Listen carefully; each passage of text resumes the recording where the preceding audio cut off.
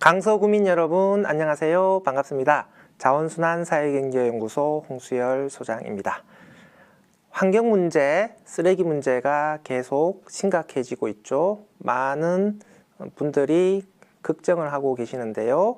날로 심각해지고 있는 이 환경 문제, 쓰레기 문제 해결을 위해서 우리는 무엇을 해야 될까요? 그리고 강서구는 어떤 노력들을 하고 있는 것일까요? 자, 이 문제에 대해서 오늘 한번 살펴보도록 하겠습니다.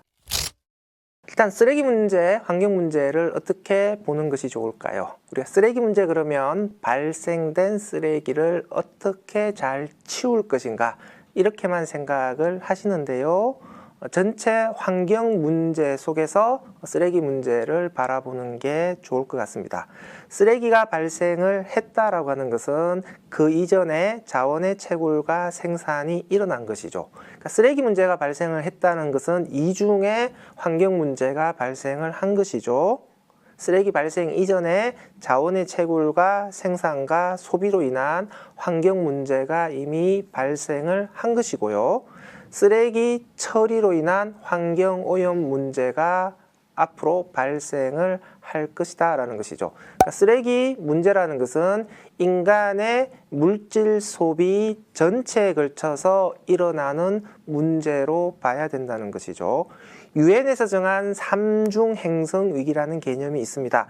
기후위기, 생물 다양성 손실, 환경오염, 이 세 가지 환경 문제가 중첩되어서 지구의 미래를 위협하고 있다라고 하는 것이고요. 이 3중 행성 위기라는 것은 결국 인간의 과도한 물질 소비로 인해서 발생을 하는 것이죠. 쓰레기 문제라는 것은 인간의 물질 소비로 인해서 발생하는 이 전지구적인 환경 문제의 한 분야로서 바라보는 것이 좋겠습니다. 그러니까 쓰레기 문제를 해결하는 것은 단순한 쓰레기 오염 문제만을 해결하는 것이 아니고 기후위기나 생물 다양성 손실 등 다양한 환경 문제에 동시에 대응하는 것이기도 하다라고 하는 것이죠. 그래서 인간의 물질 소비 흐름 전체를 어떻게 바꿀 것인가의 문제로 좀 더 넓게 쓰레기 문제를 접근하는 것이 좋겠습니다. 쓰레기 문제 그리고 환경 문제의 상황을 이야기할 때 한 문장으로 표현을 해요. 우물은 말라가고 있는데 욕조의 물은 넘쳐나고 있다. 우물은 말라가고 있다. 자원은 고갈되어 가고 있는데 욕조의 물은 넘쳐난다. 쓰레기와 오염물질은 넘쳐나고 있다라고 하는 것이죠. 이 문제를 해결하려면 어떻게 하는 게 좋을까요? 우물을 계속 더 파면 되는 것일까요? 욕조의 크기를 키우는 공사를 하면 되는 것일까요? 이런 식의 대응으로는 한계가 있는 것이죠. 조금 더 근본적으로 문제를 해결하려면 결국은 수도꼭지를 잠가서 우리가 사용하는 물의 소비를 줄이는 것이 근본적인 해답이겠죠. 그러니까 우리가 사용하고 있는 자원의 양을 어떻게 줄여갈 것인가, 이 문제를 고민하는 것이 환경 문제에 대한 근본적인 대응책이 될 겁니다. 먼저 환경 문제의 심각성에 대해서 전체적으로 한번 살펴보도록 하겠습니다. 1950년대 이후부터 인간의 자원 소비와 이로 인한 환경 영향이 이전 시기와는 비교할 수 없을 정도로 급증을 하게 되죠. 이것을 거대한 가속이 일어났다 이렇게 표현을 합니다. 지구 시스템의 붕괴를 향한 거대한 가속이 1950년대 이후부터 시작이 된 건데요.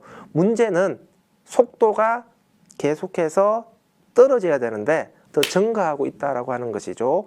2000년대 이전까지를 2차 거대한 가속, 2000년대 이후를 2차 거대한 가속이라고 합니다. 지구 시스템의 붕괴를 향한 종말의 시점이 점점 더 빨라지고 있다라고 하는 것이 문제가 되겠죠. 거대한 가속의 결과 지구가 버틸 수 있는 행성 한계선은 이미 벗어난 상태라고 합니다. 그러니까 인간에 의한 파괴의 속도가 지구 시스템의 회복의 속도를 훨씬 더 앞지른 상태라는 것이죠. 지금과 같은 소비가 지속된다라고 한다면 종말은 불가피할 것이다 라고 하는 것이죠. 거대한 가속의 결과 지금 우리는 6번째 생물 대멸종을 목전에 두고 있습니다. 생물 대멸종이라고 하는 것은 지구상에 살고 있는 생물들의 50% 이상이 사라지는 재앙을 의미합니다. 지구 역사상 5번의 생물 대멸종이 있었죠. 마지막 5번째 생물 대멸종이 지금부터 6,500만 년 전에 일어났던 공룡 대멸종이죠. 운석이 지금의 멕시코 땅을 치면서 당시 생태계의 지배종이었던 공룡이 사라지게 되죠. 그러면서 중생대 시대는 막을 내리고 신생대 시대가 열리게 되는데요. 신생대 시대가 열리고 나서 처음으로 인간에 의해서 6번째 생물 대멸종이 일어나고 있다는 것이죠. 생물종들이 좀 사라지는 거, 이게 우리가 신경을 써야 될까? 이렇게 생각하면 안 된다는 거예요. 우리 지구 생태계를 하늘을 날아가고 있는 비행기라고 한번 상상을 해보세요.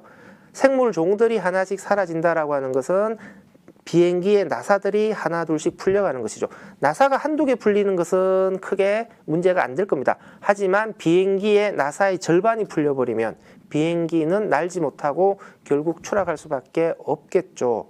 그러니까 생물종들이 사라진다라고 하는 것은 지구 시스템이 붕괴되는 것을 의미하는 것이죠. 벌들이 계속 사라지고 있잖아요. 야생 벌들의 40% 이상이 멸종을 했다고 합니다.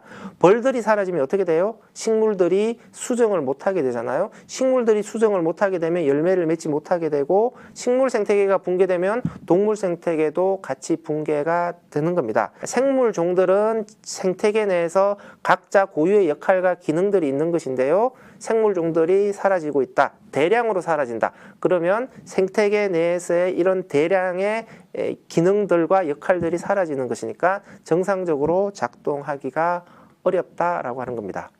지난 겨울에는 몽골 지역이 너무 추워서 가축 300만 마리가 얼어 죽었다라고 이야기를 합니다. 2021년에는 미국에서 폭염 때문에 캘리포니아주의 콜로라도 강의 수온이 급상승하는 바람에 강물 속의 연어가 산채로 익어버렸다라는 충격적인 사건도 있었어요. 바닷속의 산호초의 절반이 이미 사라지고 있다라고 이야기를 합니다. 전 세계 해양 면적의 1%가 산호초지대예요. 그런데 이 1%의 산호초지대에 해양 생태계의 25%가 의존하고 있다라고 하는 것이죠. 그러니까 산호초가 사라지고 있다라고 하는 것은 육지의 아마존의 열대 밀림이 사라지는 것과 똑같은 충격을 주게 되는 것이죠. 기후 변화로 인해서 바닷물의 수온이 계속 올라가면서 산호초들이 생존하기 어려운 환경이 만들어지고 있다라고 하는 것이죠. 왼쪽의 사진은 비닐을 먹고 죽은 스리랑카의 코끼리 사진이에요. 오른쪽은 비닐을 먹고 죽은 낙타의 사체에서 끄집어낸 모습들이 되겠고요. 알바트로스 새가 플라스틱 조각을 먹이로 착각해서 주어서 자기 새끼한테 먹이는 장면이에요. 그러면 새끼 알바트로스 새는 죽을 수밖에 없겠죠. 오른쪽 사진은 이렇게 죽은 새끼 알바트로스 새 한 마리에서 나온 플라스틱 조각을 나열해 놓은 겁니다. 우리가 플라스틱을 남용하고 있고 이렇게 소비된 플라스틱이 쓰레기로 버려지는데 이렇게 버려지는 쓰레기 중에 일부가 계속 환경에 유출되고 있는 것이죠. 그러면서 야생동물이나 해양생물들이 이 플라스틱을 먹이로 착각해서 먹으면서 대량으로 죽어나가고 있다라고 하는 것인데요. 그럼 인간은 안전할까? 인간의 몸속으로도 끊임없이 미세 플라스틱이 들어오고 있고요. 우리 몸속으로 들어온 미세 플라스틱은 우리 몸속으로 흡수가 되는 것이죠. 혈액을 타고 온몸 구석구석으로 미세 플라스틱이 돌아다니고 있는데요. 얼마 전에 미국에서 충격적인 조사 결과가 발표가 되었어요. 시체를 회부해서 뇌를 살펴봤더니만 뇌 속의 0.5%가 미세 플라스틱으로 가득 차 있다라고 하는 것이죠.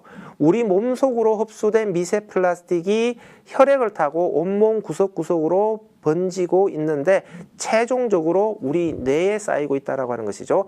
다른 장기에 미세 플라스틱이 쌓이는 속도보다 우리 뇌 속에 미세 플라스틱이 쌓이는 속도가 30배 빠르다라고 합니다.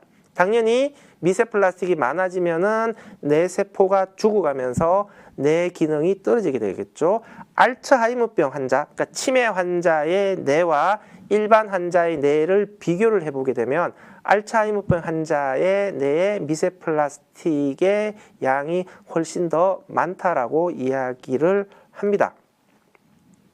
지구 환경 시스템의 변화, 미세 플라스틱과 같은 오염 물질의 배출의 증가가 지금 생태계에 큰 충격을 주고 있고 인간도 그 속에서 자유롭지 못하다라고 하는 것이죠. 그러니까 지금과 같은 우리의 소비는 지속 가능하지 않다라고 하는 것들을 의미합니다. 거대한 가속은 거대한 폭주 상태가 되어서 위기를 초래하고 있는 것이죠. 지금과 같은 소비는 지속 가능하지 않습니다. 우리 소비에 거대한 전환이 필요한 것이죠. 우리 소비의 거대한 전환의 구체적인 목표가 탄소 중립 사회로 어떻게 갈 거냐? 순환경제 제로 웨이스트 사회로 어떻게 갈 거냐? 탈플라스틱 사회로 어떻게 갈 거냐라고 하는 것이죠. 이런 각각의 주어진 과제에 대해서 이 목표를 달성하기 위해서 우리는 무엇을 해야 될 것인가 라는 것에 대한 고민들이 필요합니다. 환경 문제의 현황에 대해서 한번 살펴봤고요. 지금부터는 쓰레기 문제에 대해서 한번 살펴보도록 하겠습니다. 쓰레기라는 단어는 쓰르기라는 단어에서 나왔고요. 쓰르기는 쓸다에서 나왔어요. 그러니까 쓸다, 쓰르기, 쓰레기 이렇게 변해가는 것이죠. 그러니까 쓰레기라는 단어는 청소해서 모은 더러운 것, 쓸모가 없는 것 두 가지 의미를 가지게 되는 것이죠. 쓰레기를 관리한다는 것은 더러운 것을 빨리 치워서 깨끗한 환경을 만들자, 쓸모없는 것을 쓸모있게 활용하자, 위생관리와 자원관리 두 마리 토끼를 잡는 겁니다. 전 세계적으로 쓰레기 문제는 크게 세 가지입니다. 첫 번째는 쓰레기를 처리하는 과정에서 나오는 메탄 가스의 문제예요. 쓰레기가 썩으면서 메탄 가스를 발생시키는데 메탄은 강력한 온실가스죠. 이산화탄소보다도 훨씬 더 강력한 온실 효과를 이야기하는 매우 센 놈이에요. 그러니까 메탄 발생이 많아지게 되면 기후변화가 가속화되는데 메탄이 많이 배출되는 분야 중 한 곳이 바로 쓰레기 처리라는 것이죠. 특히 쓰레기를 그냥 쌓아두거나 쓰레기를 매립하게 되면 메탄가스가 많이 발생을 합니다. 따라서 쓰레기를 처리하는 과정에서 배출되는 메탄가스를 어떻게 줄일 것인가 라는 것이 매우 중요한 과제가 되겠죠. 두 번째는 쓰레기의 투기로 인해서 쓰레기가 바다로 들어가는 문제입니다. 저소득 국가에서 이 문제가 특히 심각합니다. 저소득 국가는 쓰레기 관리 체계가 제대로 만들어져 있지 않기 때문에 쓰레기가 투기되는 양이 너무 많아요. 플라스틱의 소비량은 선진국이 훨씬 더 많지만 바다로 들어가는 쓰레기의 양은 저소득 국가들이 훨씬 더 많습니다. 따라서 바다로 들어가는 쓰레기의 양을 줄이려면 선진국들이 자신들의 쓰레기를 잘 관리하는 것도 중요하지만 저소득 국가들에 대한 지원을 늘려야 돼요. 국제 환경 협력들을 통해서 저소득 국가의 현대적인 쓰레기 관리 체계가 만들어지도록 지원하는 것도 매우 시급한 과제가 되는 겁니다. 세 번째 문제는 선진국의 쓰레기가 저소득 국가로 수출되는 문제입니다. 전자쓰레기, 플라스틱 쓰레기, 의류 이 세 가지가 수출 문제로 많은 주목을 받았죠. 그러니까 선진국에서 처리해야 될 쓰레기가 저소득 국가로 재사용, 재활용을 빙자해서 넘어가고 있는 것이죠. 이건 환경 정의의 측면에서 정의롭지 못한 행위입니다. 그래서 각자의 쓰레기를 각자의 나라에서 잘 처리할 수 있도록 하는 것도 앞으로 필요하게 되겠죠. 자, 우리나라 쓰레기 문제 한번 볼까요? 우리나라는 1년에 2억 톤의 쓰레기가 발생을 하는데요. 10년 동안의 쓰레기 발생량이 1.5배가 증가를 했습니다. 플라스틱 쓰레기는 1000만 톤 이상이 발생을 하고 있는데요. 10년 전과 비교해보면 플라스틱 쓰레기 발생량도 2배가 증가했어요. 그러니까 우리나라는 쓰레기가 매우 빠른 속도로 증가하고 있는 것이죠. 한국의 쓰레기 문제 중에서 가장 심각한 문제가 바로 이 문제입니다. 쓰레기 발생량이 이렇게 빠르게 증가를 하게 되면 쓰레기에 대한 우리 대응책은 백약이 무효가 됩니다. 그래서 쓰레기 발생량을 어떻게 줄일 것인가에 대한 대책 마련이 시급한 것이죠. 쓰레기 발생량의 증가 속도를 쓰레기 처리 시설의 확충이 따라가지 못하면 쓰레기가 처리되지 못하고 쌓이게 되겠죠. 우리는 이것을 쓰레기 대란이 발생한다 이렇게 표현을 합니다. 2019년의 한국의 모습이에요. 왼쪽 위의 사진은 경상북도 의성의 쓰레기산이고요. 바로 옆에 있는 사진은 필리핀에 쓰레기를 불법 수출했다가 적발된 사진입니다. 아래쪽 좌우의 사진은 경기도 남부와 북부에서 발견된 쓰레기산인데요. 2019년 1월에 전국을 조사했을 때 235개의 쓰레기산이 발견이 되었고요. 2020년 8월이 되면 356개로 증가를 합니다. 최종적으로는 400개가 넘는 쓰레기산이 발견이 되었죠. 그러니까 한국은 쓰레기 대란에 매우 취약한 국가인 것이죠. 워낙 좁은 국토에 시설과 인구가 밀집되어 있기 때문에 쓰레기 처리 시설을 설치하기도 쉽지가 않습니다. 그러니까 지금처럼 쓰레기 발생량이 계속해서 증가를 하면 재활용을 하더라도 쓰레기가 안정적으로 관리되기 어렵다라고 하는 것이죠. 우리는 쓰레기 문제에 대해서 항상 경각심을 가져야 됩니다. 조금만 우리가 느슨해진다면 언제든지 다시 이런 쓰레기 산 사태가 재발될 수 있다라고 하는 겁니다. 한국은 쓰레기 문제에 대해서 매우 취약한 국가다라고 하는 것들을 유념하면서 쓰레기 문제를 해결하기 위해서 우리는 항상 어떤 노력을 해야 될지를 고민을 해야 되겠다라고 하는 겁니다. 자, 쓰레기 문제 해결을 위한 가장 기본적인 개념이 순환경제 제로 웨이스트라는 개념인데요. 이 개념에 대해서 한번 살펴보겠습니다. 순환경제라고 하는 것은 결국은 인간의 물질 소비의 흐름을 건전한 방식으로 바꾸자라고 하는 것이죠. 자원을 캐고 쓰고 버리는 일직선상의 낭비적인 물질 흐름을 보여주는 경제를 선형 경제라고 합니다. 선형, 물질 흐름의 모양이 직선의 형태다 이런 의미죠. 자원을 캐고 쓰고 버리는 일직선상의 낭비적인 물질 흐름이죠. 그러면 자원 고갈과 환경 오염 문제가 계속 심각해질 수밖에 없는 것이죠. 끊임없이 파괴가 심화되는 과정인 것이죠. 그래서 선형 경제를 파괴의 경제라는 이름을 붙이게 됩니다. 이런 방식으로는 우리의 소비가 지속 가능하지 않은 것이죠. 그럼 어떻게 바꿔야 되냐? 물질을 무한 반복해서 돌려 쓰는 흐름으로 바꿔야 되는 것이죠. 물질을 무한 반복해서 돌려 쓰게 되면은 천년 자원의 투입과 오염 물질의 배출이 최소화되는 것이죠. 그러면 지구 시스템이 그 과정에서 끊임없이 재생이 되면서 지속 가능한 사회로 갈 수가 있을 겁니다.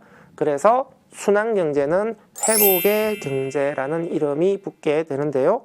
그러면 재활용을 잘하면 순환경제로 갈 수 있는 것인가?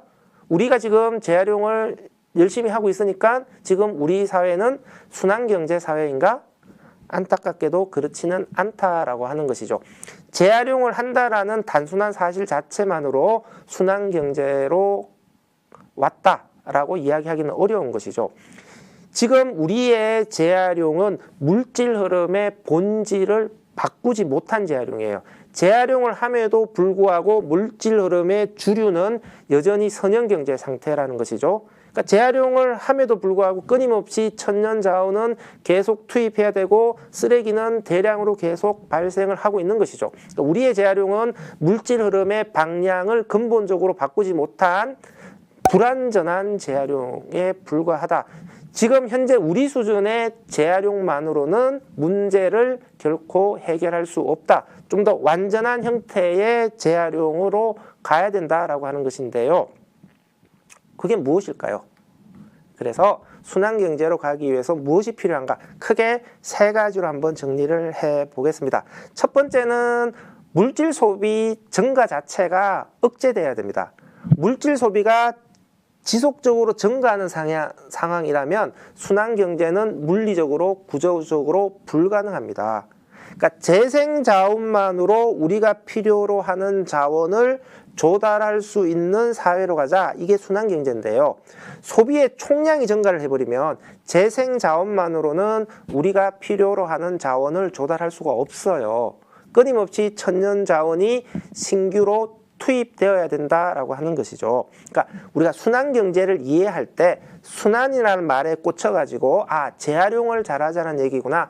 재활용만 잘하면 순환경제에 도달할 수 있는 거구나. 이렇게 착각을 하면 안 된다라고 하는 겁니다. 순환경제의 순환이라고 하는 것은 물질 소비의 총량이 증가하지 않는다라는 것을 전제로 한 순환인 것이죠.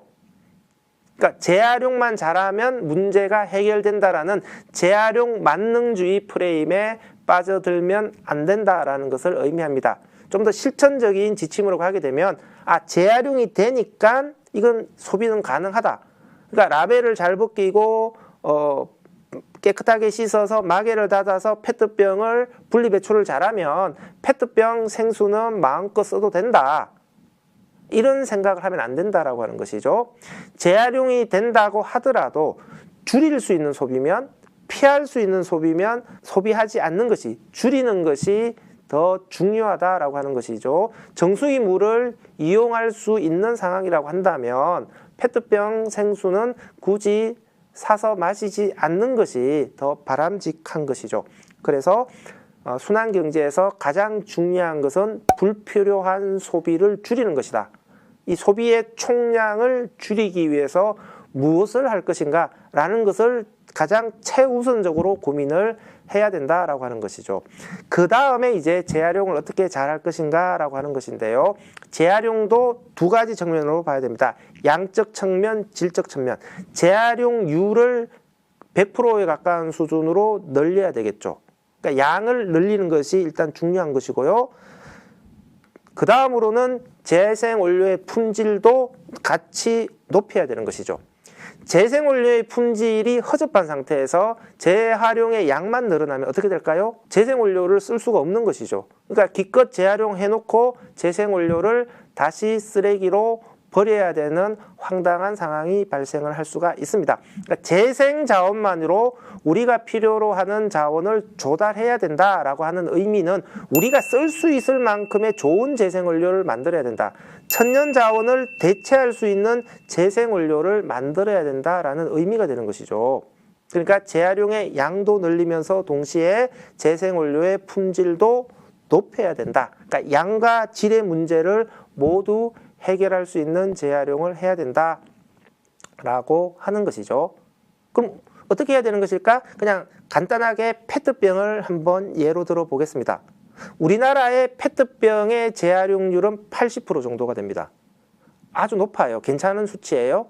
하지만 우리가 이 80% 정도의 재활용에 만족할 거냐라고 하는 것이죠. 순환경제라고 하는 것은 100%의 재활용을 지향하는 거잖아요. 그러면 순환경제를 생각하면 80%나 재활용하고 있으니까 우리 할 만큼 했다가 아니라 남아있는 20%까지 어떻게 재활용으로 끌어들일 수 있을까라고 하는 것들을 고민을 해봐야 되는 것이죠. 두 번째, 그 80%를 재활용하고 있는데 재생원료의 품질은 만족할 만한 수준일까? 페트병 재활용의 가장 좋은 방법은 페트병으로 다시 순환을 하는 거예요. 그러니까 보틀 투 보틀 리사이클링이라고 합니다. 그러니까 페트병이 페트병으로 계속 순환을 하는 것이죠. 그러니까 순환 경제의 물질 흐름을 구현시켜 주는 것이 페트병이 다시 페트병으로 순환을 하는 겁니다. 이것을 우리는 닫힌 고리의 재활용이다라고 이야기를 합니다. 페트병을 재활용해서 솜으로 만들어서 인형이나 소파에 집어넣는 것도 재활용이에요. 페트병에서 실을 뽑아서 옷을 만드는 것도 재활용입니다. 이것도 재활용이니까 나쁘지는 않는데 페트병을 솜으로 재활용하면 나중에 이 솜이 쓰레기로 배출될 때는 재활용을 하지 못하고 소각이나 매립된단 말이에요. 그러니까 페트병이 한 번 재활용하고 쓰레기로 버려지는 거잖아요. 이런 재활용을 열린 고리의 재활용이라고 합니다. 순환경제의 물질 흐름과는 좀 맞지 않는 것이죠. 그래서 순환경제로 가려면 닫힌 고리의 물질 흐름을 구현할 수 있어야 된다. 그러니까 페트병이 다시 페트병으로 재활용할 수 있어야 된다라고 하는 것인데, 우리나라는 80%가 재활용이 된다라고 하는데요. 이 80% 재활용되는 양 중에서 다시 페트병으로 가는 비율은 10%가 채 되지 못합니다. 다른 그 재활용을 잘한다라고 하는 국가들과 비교를 해보면 질적인 측면에서는 매우 처참한 수준인 것이죠. 그러니까 페트병 하나를 놓고 보더라도 순환경제로 가려면 아직도 갈 길이 많이 남아있다라고 하는 것들을 알 수가 있습니다. 독일의 시스템과 우리나라의 페트병 시스템을 한번 비교를 해볼까요? 독일의 페트병 재활용률은 98%예요. 거의 100% 가까운 재활용률을 달성을 하고 있는 것이죠. 그리고 독일은 페트병에 재생원료가 매우 많이 들어갑니다. 그러니까 질적인 측면에서도 매우 우수한 것이죠. 한국과 독일은 왜 이런 차이가 발생을 하는 것일까요? 독일 국민들이 의식이 더 높아서 아주 선천적으로 친환경적인 민족이기 때문에 그렇지는 않습니다. 시스템의 차이인 것이죠. 독일의 페트병 재활용률과 재생원료의 품질이 양호한 것은 보증금이라는 매우 강력한 규제를 도입했기 때문에 그렇습니다. 생수병 하나에 0.25유로, 우리 돈으로 약 400원의 보증금이 부과가 돼요. 그러니까 물건을 생수를 사면서 400원의 보증금을 내는 것이죠. 그리고 빈 페트병을 다시 가져와야 400원을 돌려받는 것이죠. 그러니까 독일 국민들은 생수를 소비하고 난 다음에 악착같이 빈 페트병을 들고 마트로 가져가야 되는 것이죠. 그렇지 않으면은 매우 큰 경제적 손실을 받을 수밖에 없는 거잖아요. 그러니까 강력한 보증금 제도라는 시스템이 작동을 하기 때문에 독일은 페트병의 재활용률이 거의 100% 가까운 수준이고, 생수 페트병만 모이기 때문에 매우 깨끗한 페트병이 모이는 거잖아요. 그러니까 고품질로 재활용을 할 수가 있는 것이죠.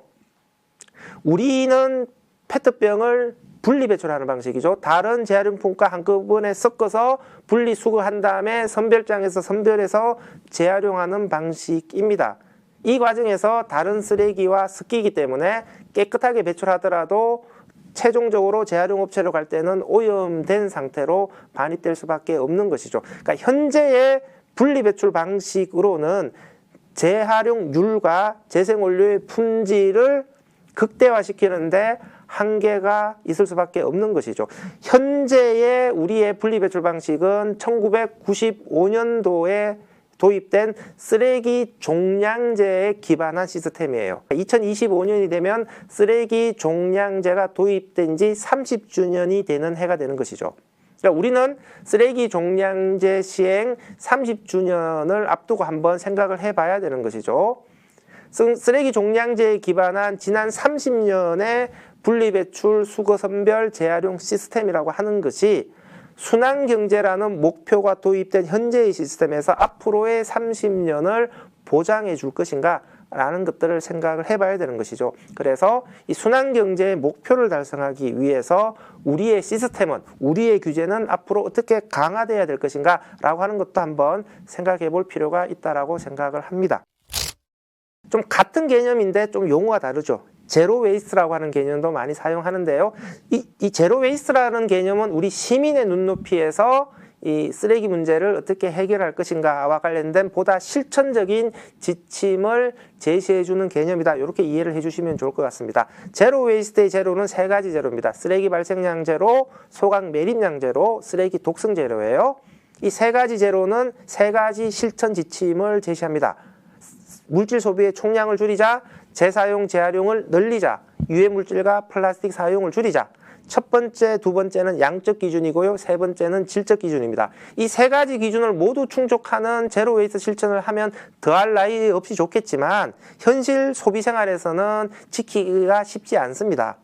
그래서 우리 제로 웨이스트 실천 캠페인을 할 때는 이 세 가지 기준을 모두 완벽하게 지키는 실천을 요구하지는 않고요. 이 세 가지 중에 하나라도 할 수만 있다면 제로 웨이스트 실천에 돌입했다 이렇게 이야기를 해요.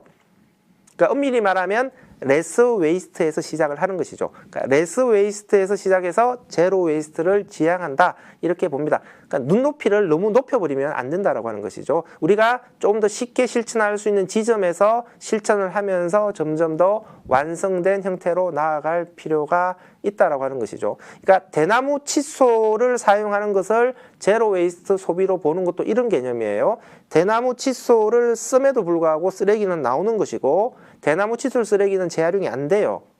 하지만 재활용이 되지 않는 플라스틱 칫솔을 대나무 칫솔로 바꿔주기 때문에 쓰레기의 독성을 줄이는 효과는 있는 것이죠. 그러니까 제로 웨이스트 세 가지 기준 중에서 마지막 세 번째 질적 기준을 충족하는 겁니다. 그래서 대나무 칫솔을 사용을 하는 것도 제로 웨이스트 실천이다라고 보는 겁니다. 그래서 우리가 할 수 있는 실천 속에서 좀 더 완성된 형태로 계속 진전해 나가자. 이것이 우리 제로 웨이스트 캠페인의 방향이다. 이렇게 생각하시면 되겠습니다. 우리가 제로 웨이스트 실천을 이야기를 할 때 항상 시민의 의무만을 얘기를 하는데요. 저는 시민의 의무에 대해서 우리 시민의 권리라고 하는 것도 한번 생각을 해봤으면 좋겠습니다. 쓰레기를 배출하지 않는 시민의 권리를 한번 생각해 보자라고 하는 것이죠. 그러니까 쓰레기 없는 제품을 구매할 수 있는 권리, 수리를 할 수 있는 권리, 재활용품으로 분리 배출할 수 있는 권리. 그러니까 이런 게 제로 웨이스트 순환경제 시대의 시민의 새로운 권리가 된다라고 하는 것이죠. 이런 것이 시민의 권리가 된다라면 시민의 권리를 충족시켜 줘야 될 생산자의 의무가 있는 것이죠. 그러니까 생산자 자체가 물건을 만들 때부터 쓰레기가 줄어들거나 수리를 해서 오래 쓸 수 있거나 재활용할 수 있는 제품을 만들 수 있어야 된다는 것이죠. 그러니까 생산자들이 이런 제품을 만들어줘야 우리 시민들이 소비를 한 이후에 쓰레기 문제를 해결할 수 있는 실천들을 할 수가 있다라고 하는 겁니다. 그래서 소비자, 시민들의 권리를 충족시켜 줄 수 있는 생산자의 의무, 이런 대립구도도 한번 생각을 해보시면 좋을 것 같고요. 생산자에게 이런 새로운 의무가 주어진다라고 한다면 과연 생산자들이 이런 의무를 제대로 이행하고 있는가, 소비자의 권리를 제대로 충족시켜주고 있는가라고 하는 게 중요해지게 되겠죠. 그러니까 생산자들이 자기 제품에 대한 환경에 대한 정보를 소비자들에게 정확하게 제공하는가, 라는 게 중요한 이슈가 되는 것이죠. 만약 생산자들이 자기 제품의 환경성에 대해서 정확한 정보를 소비자에게 제공하지 않으면 이게 뭐가 되는 거예요? 이게 바로 그 유명한 그린워싱 문제예요. 녹색 사기죠. 그러니까 소비자의 권리를 보호해 주려면 기업들이 그린워싱을 하지 못하도록 해야 되는 것이죠. 그래서 유럽에서는 순환경제 제로 웨이스트와 관련된 조치 중에서 소비자의 권리를 보호하기 위한 그린워싱 방지법이라는 규제가 강화되고 있는 것이죠. 바로 이런 맥락에서 이해를 하시면 됩니다. 자, 그러면 시민들은 무엇을 해야 될 것인가? 시민의 의무로서, 그러니까 지구촌 공동체의 지구 시민으로서 우리 공동체를 유지하기 위한 의무가 있는 것이죠. 의무를 준수하기 위한 시민 개인의 실천이 나오는 것이죠. 그리고 우리 시민의 권리를 충족시켜 달라는 문제 제기를 또 해야 되는 것이죠. 이게 바로 시민의 행동입니다. 그러니까 우리가 실천할 수 있는 것들은 실천하면서 정부와 생산자들을 대상으로 해서 강력한 문제 제기를 통해서 시스템과 인프라를 바꿔달라. 쓰레기 문제를 해결할 수 있는 나의 의무를 이행하기 위해서 뭔가 선택지를 다양하게 만들어 달라라는 요구를 할 수가 있는 것이죠. 그래서 시민 개인의 실천과 시민 행동 두 가지 방향을 통해서 우리가 활동을 해야 된다라고 하는 겁니다. 이런 시민 개인의 실천과 시민 행동을 잘 하기 위해서는 뭘 해야 될까요? 일상적으로 우리가 많은 대화를 나누면서 쓰레기 문제를 끊임없이 고민을 해야 되고요. 문제의식을 키워야 되고 이 높아진 문제의식 속에서 좀 더 구체적인 활동으로 연결이 되어야 될 겁니다. 그러니까 일상 속에서 우리는 어떻게 항상 쓰레기 문제를 고민하고 실천을 모색할 것인가 라는 것이죠. 이게 되려면 혼자서 하는 것은 한계가 있죠. 모여야 됩니다. 그러니까 우리가 모여서 쓰레기 문제를 고민할 수 있어야 되는 것이고요. 그래서 풀뿌리 차원에서의 쓰레기 문제를 고민하는 많은 시민들의 자발적인 모임들이 필요하다라고 생각을 하고요. 지자체든 NGO든 이런 시민들의 모임들을 활성화시켜 줄 수 있는 지원들을 고민을 해야 된다라고 생각을 합니다. 자, 제로 웨이스트까지 한번 쭉 살펴봤는데요. 자, 그러면 강서구는 환경 위기 시대에 이 문제를 해결하기 위해서 무엇을 하고 있는가라는 것들을 한번 살펴볼까요? 강서구는 지속 가능 발전과 관련된 계획들을 세워서 조목조목 실천을 하고 있습니다. 2021년과 2022년에 지속 가능 지표와 관련된 평가를 했고요. 그 평가 결과를 토대로 해서 세부적인 또 계획들을 세워서 가고 있습니다. 매우 방대한 지표 속에서 계획들을 세워놓고 있는데 크게 보면 사회통합, 경제성장, 환경보전 이렇게 카테고리가 되어 있고요. 오늘 주제와 연결시키면 이제 환경보전 쪽이 연결이 되는데요. 쓰레기 쪽과 연결돼 보면 강서구에서는 주민 주도의 자원순환 마을을 조성하겠다. 이것을 핵심 목표로 잡아놓고 관련된 실천들을 하고 있습니다. 기후위기와 관련해서는 기후위기를 극복하기 위해서 탄소 중립을 추진한다. 이런 내용도 들어가고 있는데요. 좀 구체적으로 보게 되면은 지속 가능한 생산과 소비 영역이 바로 우리 쓰레기 문제와 연결이 되는 영역이죠. 그래서 유엔의 지속가능 발전 지표에서 12번 지속가능한 생산과 소비에서 주민주도의 자원순환 마을을 조성하겠다라고 하는 것이고요. 자원순환 마을을 조성하기 위해서 일회용품 제로 강서 만들기, 다음에 자원순환 촉진 주민 참여 활동 활성화 사업들을 하고 있고요. 이런 사업들을 평가하기 위한 성과 지표로서 일회용품 규제 내용을 점검한다. 다음에 홍보 부스를 운영한다. 주민 참여 활동을 촉진한다. 다음에 아이스팩 재활용 사업의 운영을 어떻게 하고 있다. 뭐 이런 것들을 촘촘하게 잡아서 평가를 하고 있다라고 하는 것이죠. 기후위기 극복을 위한 탄소 중립 활동과 관련해서도 여러 가지 환경 교육이나 온실가스 감축 로드맵 등을 만들어서 추진을 하고 있습니다. 지속 가능한 강서구를 만들기 위해서 많은 노력들을 하고 있는데요. 구청의 노력만으로는 어려울 겁니다. 우리 강서 구민들도 이런 지속 가능한 강서구를 만들기 위한 구청의 계획에 맞춰서 좀 더 관심을 가지고 우리 구민들, 주민들이 참여하고 실천할 수 있는 부분들을 찾아서 적극적으로 협력하는 협력 체계가 만들어지는 게 필요하다라고 생각을 합니다. 오늘날 우리가 직면하고 있는 이 환경 위기는 어느 한 사람의 노력만으로는 극복할 수가 없습니다. 정부와 지자체와 시민들과 기업들 모두가 함께 힘을 합쳐서 각자가 할 수 있는 책임과 의무를 다할 때 비로소 위기 탈출의 방법이 보일 것이다 라고 생각을 합니다. 환경 문제에 대해서 지속적으로 관심을 가져주시고 함께 실천할 수 있는 방법을 찾아주셨으면 좋겠습니다. 지속 가능한 강서구 만들기를 응원합니다. 이상으로 강의를 마치도록 하겠습니다. 감사합니다.